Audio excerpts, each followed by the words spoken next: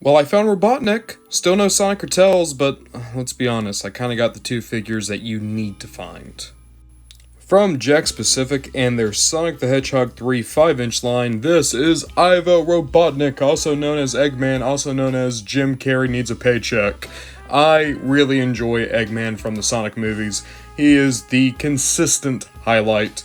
And, well, let's be honest, Jakks has already done this figure in action figure form before, and it was really good when it was $10 for 5 inches.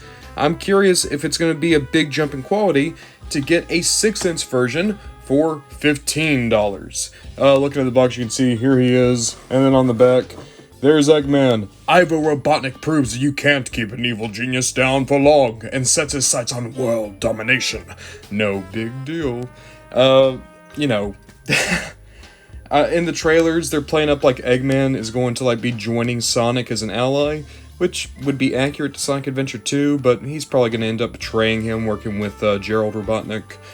20 points of articulation on this guy. Already, I'm going to say he has a pretty solid likeness to Jim Carrey, so let's actually get him out of the box now. You know, the weirdest thing is, I can't get him to sit down normally in the throne, and yet this kind of feels like how he would sit normally in a throne. Jim Carrey Eggman isn't exactly one for subtlety, is all I'm saying. I've messed with 2 figures out of this Sonic 3 toy line so far, and so far, they're both winners. Shadow and Eggman are both really, really good. I think Shadow is the better figure still. I wouldn't give Eggman the same high praise I gave that Shadow, but this is still a really well done action figure. And I like it. It's probably the best version of movie Eggman we're ever going to get. Let's get this out of the way right now. It must be really hard to make an action figure of an actor like Jim Carrey. Jim Carrey's whole gimmick is that he doesn't stay still. He is a cartoon character brought to life. I like him as an actor, don't get me wrong, but his gimmick very much is that high energy. He's like a chipmunk on crack. And getting those weird poses that he often strikes in his films into action figure form, it's not easy. Then again, the only other character he's ever done that probably has an action figure made for kids is, probably the Grinch. Does the Grinch have toys? We're getting off track. Look, the point I'm trying to make is that if you're going to do a Jim Carrey action figure, it would be great if it could be highly articulated and also all those joints to be very tight. It'd be a balanced, well-made figure on top of the articulation. You succeeded here, Jakks. This figure is insanely posable. So many great points of articulation, and all the joints are great. There's not a loose joint or a bad hinge anywhere on this toy for me, so I can get him into these weird poses and rely on the toy to be able to balance decently well. By the way, this whole 1 foot thing, it didn't take me that long to get him in this pose, because I don't know what they've done. The feet are big enough to actually support his body weight even on just the 1 foot pretty easily. When you look at the figure in broad strokes, big picture, all the details that you'd want from the movie costume are here. The goggles, the paint hits, the little bits of gold buttons throughout his jacket. The poses you can strike are great, and once again, just putting him on a shelf, he looks wonderful from afar. He honestly looks pretty much just as good up close.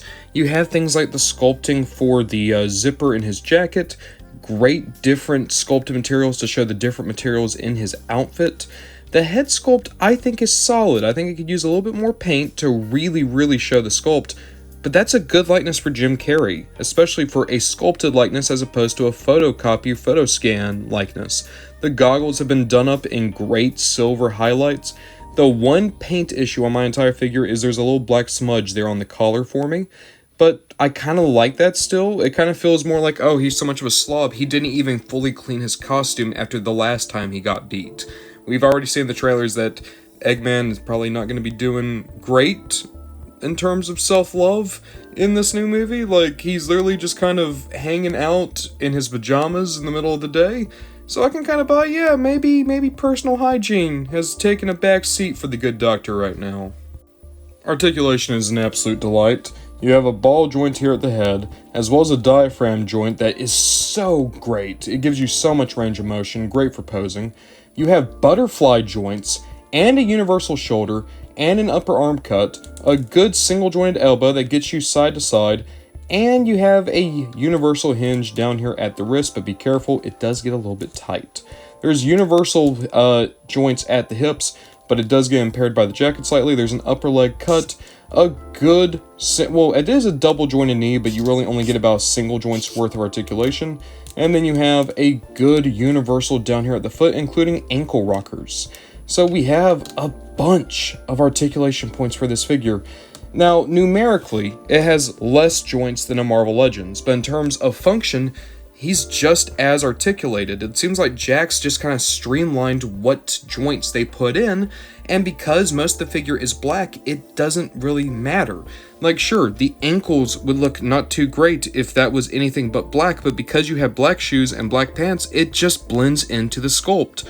A good way to maximize articulation while also saving a little bit of money on the paint budget to still give us things like the little golden tips to his shoes. Everything about this figure is smart.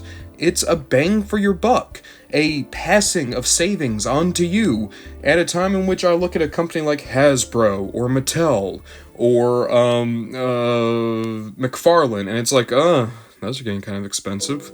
I think it's kind of funny that Jakks is still perennially the company that is going to give you just as good an action figure for half the price.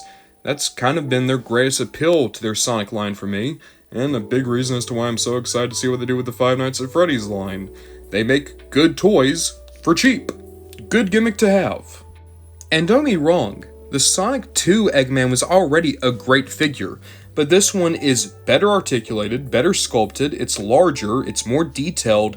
I understand why they charged a little bit more money for this. It's a better toy in every way, shape, or form, but it doesn't invalidate this guy, right? These are two independently good figures, and this Eggman is still better scaled for the Sonic 2 figures that were still 5 inches tall. But, while I say that, that's not really true at all, is it? Eggman's supposed to be taller than everyone else, so really, he would scale better with the Sonic 2 figures, because he's noticeably taller. Getting on that, how does he scale alongside Shadow?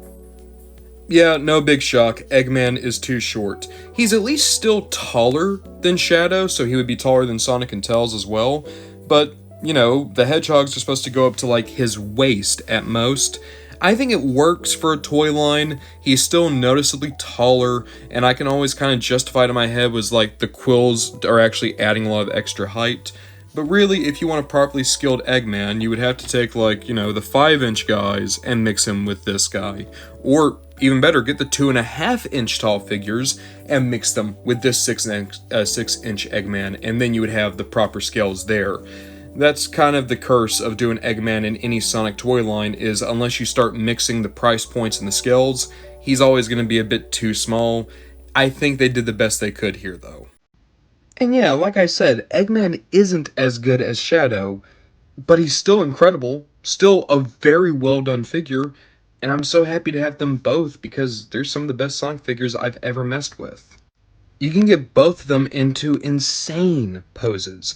They look so great for their on-screen portrayals, and they ooze the energy of these characters, not just from the movies, but from the entire Sonic mythos in general. Shadow, I think, is still the absolute top tier of this line. I can't stop gushing about him, but this Eggman more than holds his own. The only question I have left is, there's no way they would do something like this in the movie, right? Like, surely this is just me being weird? Then again, it's basically what they did to Maria.